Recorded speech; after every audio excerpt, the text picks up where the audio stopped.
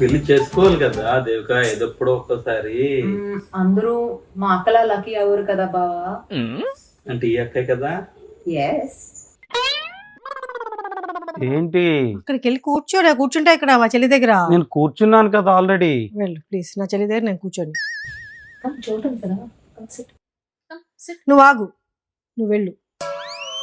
కూర్చోవచ్చు కదా అటు పక్క, దేవిక ఇటు పక్క. శరత్, బా, నీకు అసలు చూసి ఓర్వలేవేను ఉల్లు.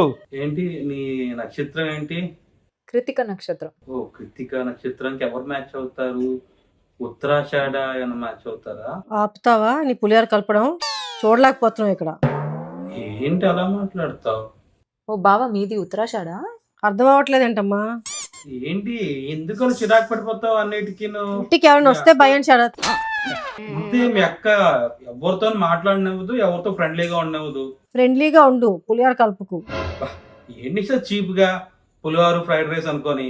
బావా పులిహార బాగా చేస్తారా? చాలా బాగా కలుపుతాడమ్మా. బావా ఐడ్ లవ్ టు ట్రై యో పులిహార. యా యా, ఈ 2 days లో ఒకసారి నీకోసం హెల్ప్. మొదలు పెట్టావు కదే. టాకింగ్ అబౌట్ నిజం పులిహార, నువ్వు అనుకున్న పులిహార కాదు.